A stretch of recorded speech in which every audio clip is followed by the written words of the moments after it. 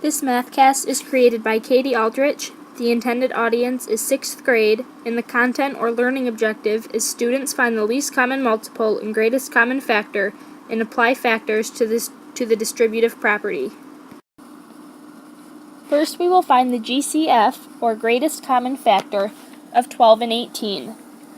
To start, we have a chart that will help us list the factor pairs in order. We're going to start with 1 times the number starting with 12.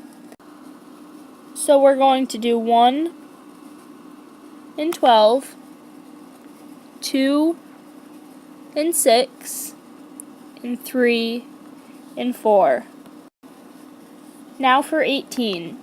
We're going to do 1 and 18, 2 and 9, and 3 and 6. Now we're going to circle all the factors that appear on both sides. So we're going to circle 1 on 12, 1 on 18, 2 on 12 and 2 on 18, 3 on 12, 3 on 18, and 6 on 12 and 6 on 18. Now I'm going to place a triangle around the greatest of these common factors, which would be 6. So 6 is the GCF, or greatest common factor, of 12 and 18. Now we're going to find the LCM, or least common multiple, of 12 and 18.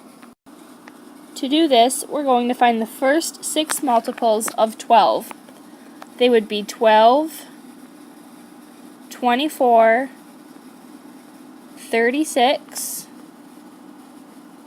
48, 60, and 72. Now we're going to find the first 6 multiples of 18.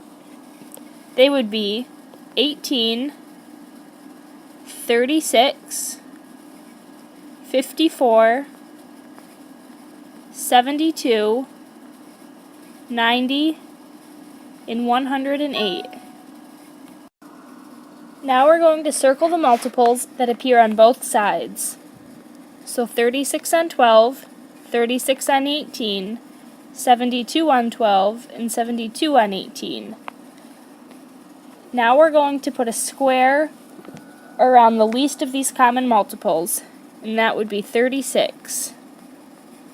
So 36 is the LCM, or least common multiple, of 12 and 18. Now I'm going to show you how factors can be applied to the distributive property by using the example 8 plus 12. First, we're going to find the GCF, or greatest common factor, of 8 and 12. Let's start with 12. 1 and 12, 2 and 6, and 3 and 4. Now 8.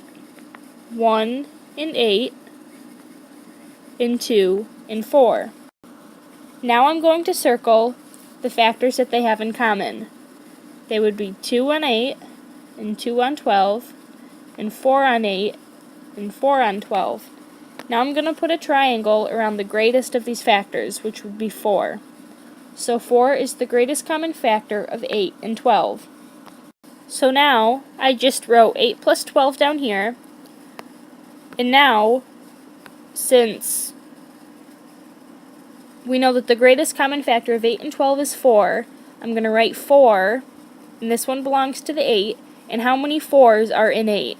There's 2, so we're going to put a 2 in parentheses, and then we're going to add another 4, but we need to figure out how many 4s there are in 12, and there's 3, so we're going to put a 3 in parentheses. And now, because 4 is the greatest common factor that both 8 and 12 share, we can put a 4 here and do 2 plus 3 in parentheses. The 2 and the 3 came from the 4 times 2 plus the 4 times 3. And I just took the 2 and the 3 and put them together in the same set of parentheses. And this equals 20. Another way to do it would still be having your 4 and your 2 plus your 4 and your 3, but instead of putting the 2 and the 3 in the same parentheses, we would just add 2 and 3, so it would be 4 parenthesis 5, which also equals 20. So by using the distributive property in factors, we can see that 8 plus 12 equals 20.